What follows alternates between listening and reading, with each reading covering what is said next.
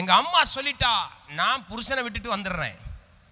இந்த புருஷனை விட்டுட்டு வருகிற பெண்களுக்கெல்லாம் ஒன்று சொல்றேன், உங்க அம்மா அப்பா பெர்மனண்டா உங்க கூட இருந்து உங்களை கவனிக்க முடியாது. நம்பர் 1.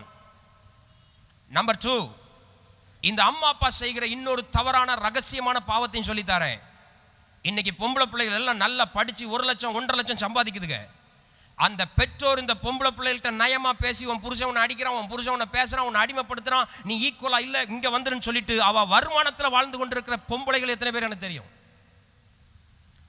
இந்த பிள்ளைகள் பாவம் போல என் தாய் என்ன கூப்பிட்டுட்டா, என் தாய் என்ன கூப்பிட்டுட்டா அப்படின்னு இந்த பிள்ளைகள் சம்பாதிக்கிற பணத்தெல்லாம் தாய்கிட்ட அனுப்பிக்கிட்டு வாழ்நாளெல்லாம் தனியாக வாழ்ந்து கொண்டிருக்கிற ஒரு சோகமும் இன்னைக்கு இந்த குடும்பங்களிலே நடந்து கொண்டிருக்கிறதை உணர்ந்து கொள்ளுங்கள்.